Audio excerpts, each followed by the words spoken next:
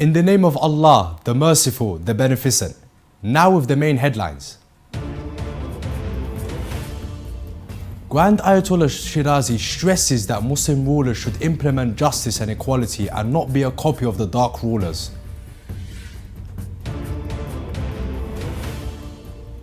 The Shia Professional Association concludes its participation in the first space conference held at UCLA.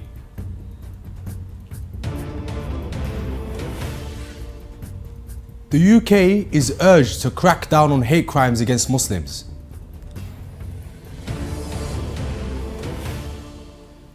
Amid growing Islamophobia, European countries force Islamic schools to close down.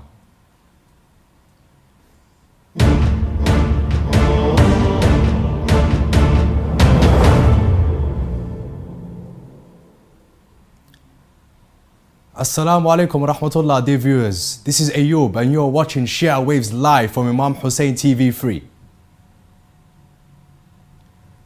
The Supreme Religious Authority, His Eminence Grand Ayatollah Sayyid Sadiq al-Hussein al-Shirazi, renewed his emphasis on Muslim rulers to observe people's rights and apply justice and equality between them.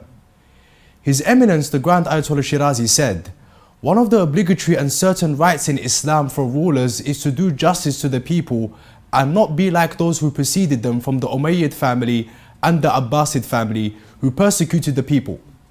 His Eminence pointed out that he means the rulers among the Muslims and added, "How many of these rulers did justice and did they fulfill the duties towards the Muslims?"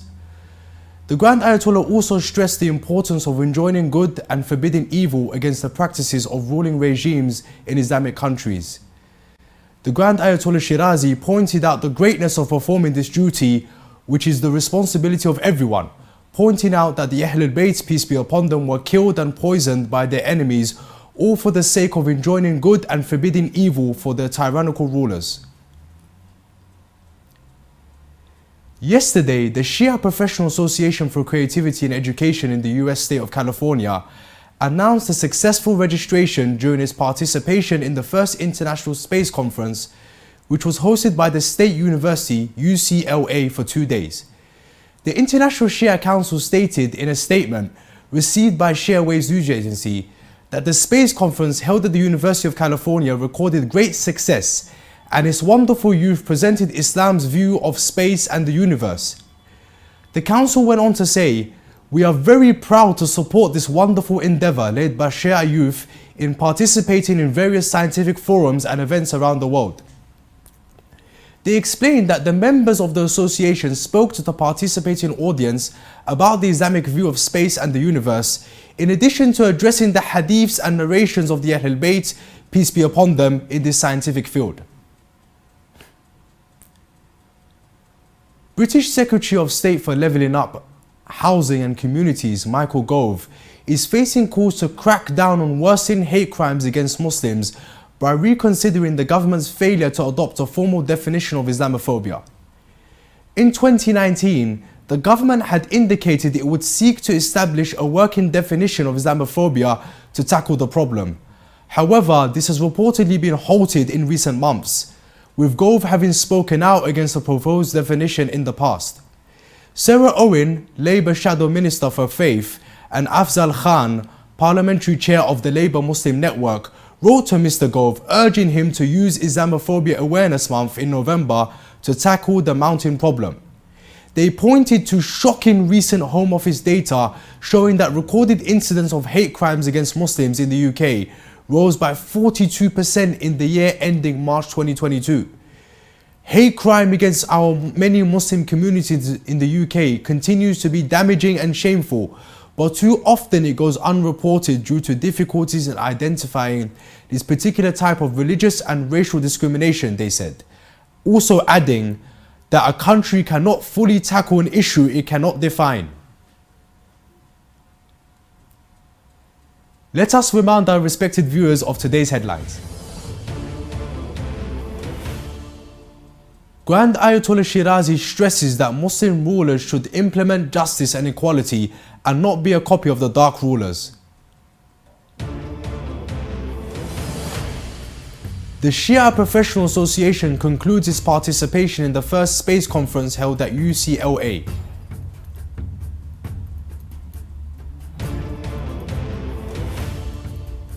The UK is urged to crack down on hate crimes against Muslims.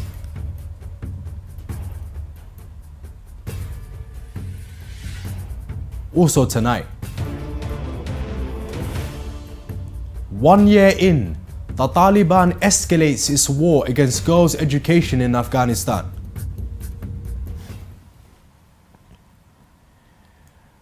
The Swedish government continues to close down Islamic academic institutions in a bid to push anti-Islamic rhetoric and stop privatization in education.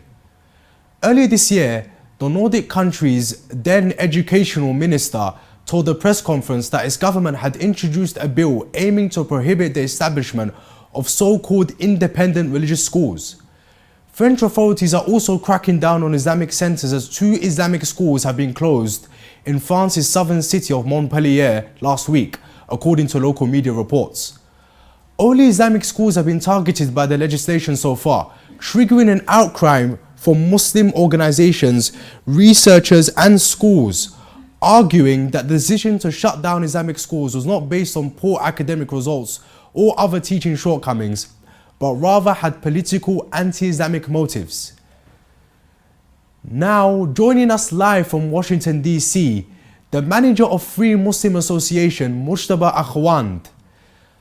Assalamu alaikum wa rahmatullah. Thank you for joining us tonight. Despite many being among the best performing schools in the country, the Swedish and French governments continue to close down Islamic academic institutions. Firstly, in your opinion, why are these governments practicing such systematically oppressive policies against Muslims? Assalamu alaikum, and thank you for having me on your program. I don't think it's so much systematic, it's one after another. See, systematic is when you have a goal set up to approach a certain group of ethnicity or religious sect for a reason.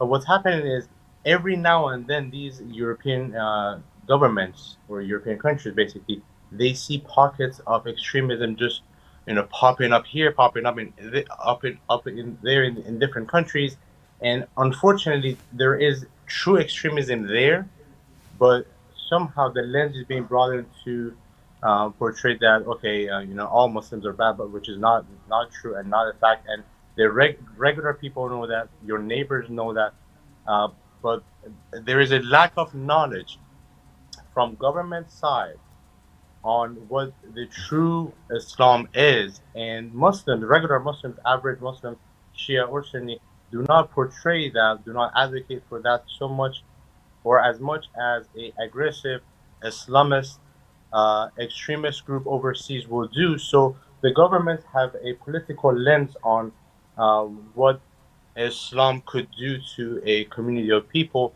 but they do not look at the average Muslim who lives in the country. And unfortunately, they try to tackle down these places that they find. But again, we as average Muslims are being targeted because there's a lack of knowledge, again, between the regular people and the government and who's who.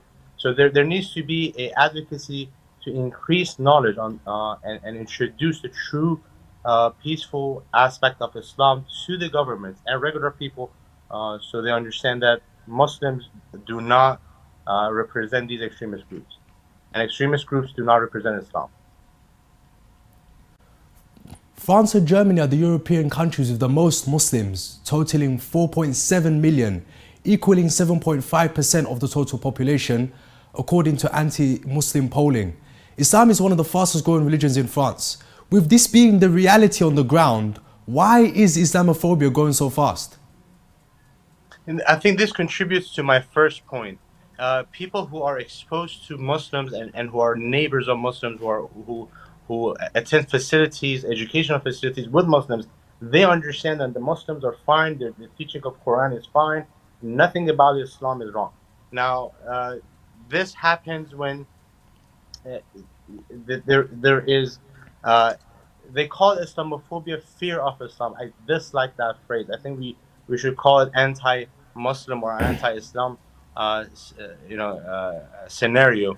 I think social media contributes to that. I think usual gossip between families contributes to that. But people who expose themselves to Muslims, they understand that Muslims are peaceful people. They're nice. They're loving. They're caring. They could be trusted.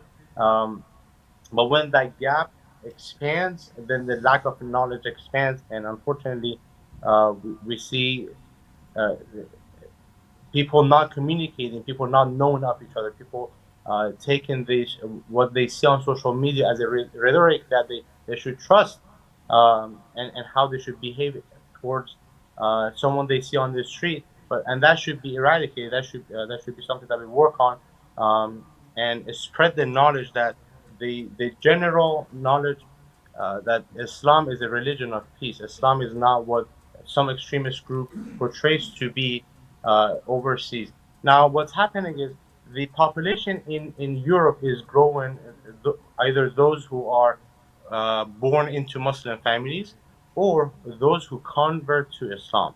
Now, this is interesting because those who convert to Islam are those who expose themselves and are educated about the beauties of Islam, and they accept Islam as a religion. Now, we cannot blame people for um, doing research and finding what's good for them, and no Muslim or no ethnicity or no one that believes in any religious uh, school of thought should tolerate any discrimination act against them just because someone finds out the religion beautiful.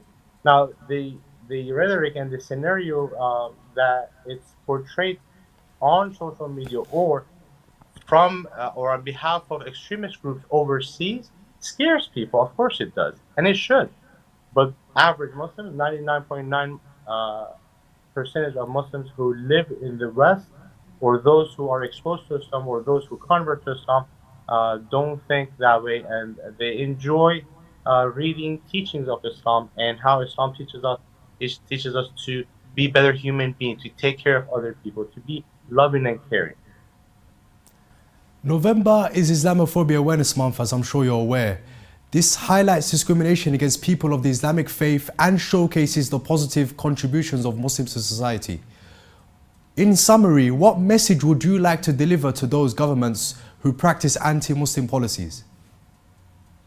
I'll make it very short and simple, and I appreciate November being the month that this spread of knowledge is happening. But I will make it very short and simple for governments and for average people. Let Muslims alone to excel in science, to excel in other fields of education, uh, in chemistry. Muslims throughout the past in history, when they were left alone and they were not targeted so much, they excelled so much, and so did the science, so did chemistry, so did physics, so did astronomy. So there are so many different fields of science that have excelled when Muslims were allowed to excel in those fields based on teachings of either Ahlul Bayt or Prophet, peace be upon him and his progeny, or Quran. There are so many different indications that Muslims could be pioneers of science. But unfortunately, when they are targeted to either be scary or to be someone who you fear of, or you're not able to communicate with, or they should be segregated in a way in the country, when that happens and it's politicized and it has taken this political shield on it, and it's due to some extremist group overseas, unfortunately, we lose the chance to allow Muslims to be part of this advancement that the society needs. The UN has so many goals that they try to reach by 2030. But if we all collectively focus on betterment in the society, we'll get much farther than trying to point fingers uh, due to one apple being bad, saying that the entire orchard is bad. So the name calling and tagging people and stuff like that should be left alone, and the government should facilitate platforms for people to communicate, understand, and educate themselves about what true religion of Islam is, and tackle what is not true religion of Islam, because the extremist groups want a Christian person dead as much as they want a regular Sunni dead as much as they want a regular Shia dead. So we all have a common enemy, and that is extremist groups who misuse Islam and the name of Islam to advance their own agendas. And I appreciate you for having me on your show. Mujtaba Akhwan joining us live from Washington DC. Thank you very much for joining us and thank you for your insights. Assalamu alaikum wa rahmatullah.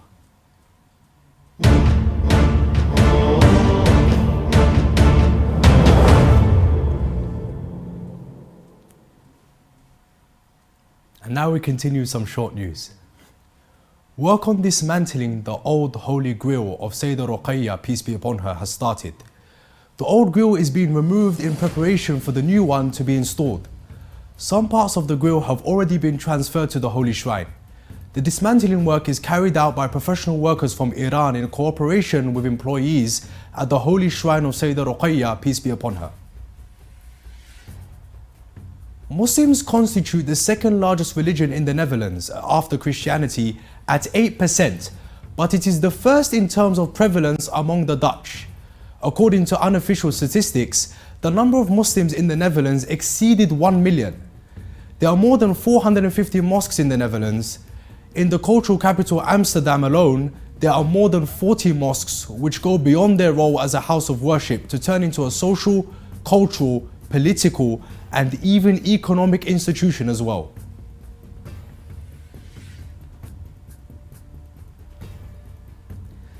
The Deputy Secretary General of the Holy Shrine, Ra'ad Abd Ali, welcomed the guest ambassador and his accompanying delegation. Bisai expressed his great happiness and honour at visiting the Holy Shrine of Imam Ali al-Hadi and Imam Hassan al-Askari, peace be upon them, while appreciating the warm reception and hospitality. Bisai praised the efforts of serving the pilgrims of this holy shrine and prayed for everyone's success in this blessed work. Participants in the 35th International Conference of Muslims of Latin America and the Caribbean called at the conclusion of its activities on Sunday in the Brazilian capital Sao Paulo to confront the spread of hate and its negative effects on Muslims all over the world. They stressed the importance of striving intellectually and practically to uncover delusions and misconceptions and to address them through guidance, awareness, and clarifying the true image and moderation of Islam. More than 200 Rohingya refugees have arrived in the Indonesian province of Aceh after fleeing Myanmar to escape ethnic persecution and killing.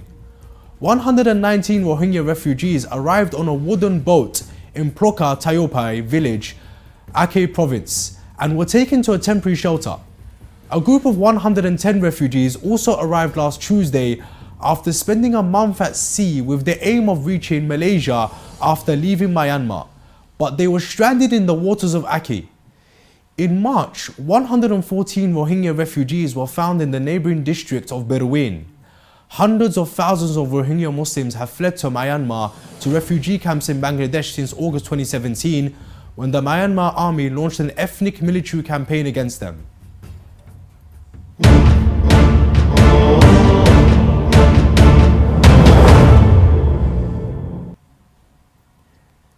Since the Taliban seized control of Afghanistan in 2021, girls have been banned from returning to secondary school and are still anxiously waiting to hear whether they will be allowed to go back to the classroom. Further details in the following report. A year after the Taliban's ascension to power, girls across Afghanistan are grappling with the terrorist group's hardline vision for the country, and its plan to turn back the clock not only on their education but their very presence in public life. The group claims it has no interest in restoring its 1990s regime, when girls were banned from school and endured punishment for violations such as not wearing a burqa in public. Yet, every few months, new decrees are issued about which careers women may have, how far they may travel without a male guardian, and what they may wear outside their home. One official order states that most devout women would not leave the house at all, unless there's a need. Earlier this month, the Afghan Ministry for the Propagation of Virtue and Prevention of Vice ordered women to be banned from entering amusement parks. Autumn of last year, authorities allowed Afghan girls to enroll in primary schools and universities whilst promising to resume secondary education at the start of the new school year on March 23rd. However, on that day, as high school girls streamed into classrooms, officials reversed course and postponed classes indefinitely until a comprehensive plan was prepared according to Sharia and Afghan culture. With the approach of the winter season in Afghanistan, the institutions of the Honorable Shirazi Religious Authority moved to extend a helping hand to the poor Shia families in the country. In this regard, the Office of the Supreme Religious Authority, Grand Ayatollah Sayyid Sadiq al-Husseini al-Shirazi, in the city of Mazar al-Sharif, took the initiative to distribute heaters to the families of orphans and needy people in the city. A statement from His Eminence's office received by Shia Waves news agency said, "The office took the initiative to distribute 110 heaters to the needy and poor families in the city of Mazar al-Sharif." It continued that such initiatives and humanitarian assistance are provided under the auspices of the awaited Imam al-Mahdi, may Allah hasten his honourable reappearance. The statement added, "The Office of the Supreme Religious Authority will continue to support the Honourable Shia families in Afghanistan to overcome their difficult situations." A 600-year-old mosque in Swat, northeastern Pakistan, has been renovated, attracting local people as well as tourists. Known for its nifty floral wood-carved pillars and doors, the oldest mosque in Shamaltal village has become the centre of attraction for worshippers, heritage lovers and architectures after it was restored and conserved. Presently known as Chinar Jumat, the mosque earlier known as the Molaino Jumat reflects Swati and South Asian vernacular architecture.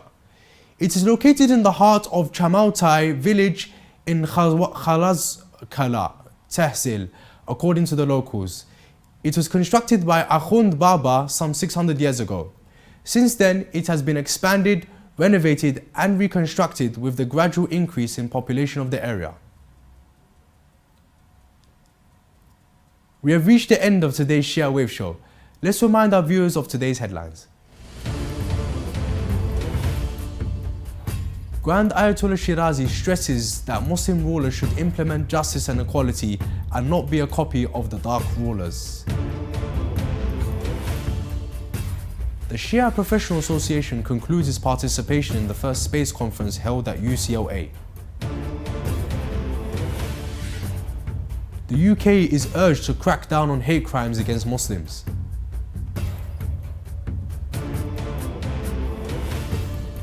Amid growing Islamophobia, European countries force Islamic schools to close down.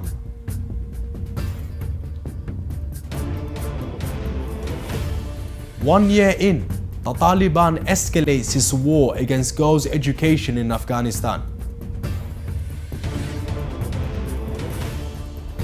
The Office of Grand Ayatollah Shirazi in Mazar al-Sharif, Afghanistan distributes more than 100 heaters to Shia families.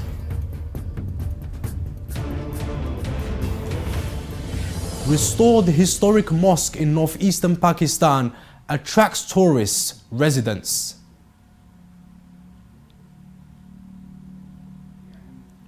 You can view the latest news on Shia Waves website, and you can send news of your city and country to be published on our news agency. Please contact us on the numbers at the bottom of the screen. This is the end of today's news. Thank you all for watching, and we pray to Allah Almighty to hasten the reappearance of the Master of our time. Assalamu alaikum wa rahmatullahi wa barakatuh.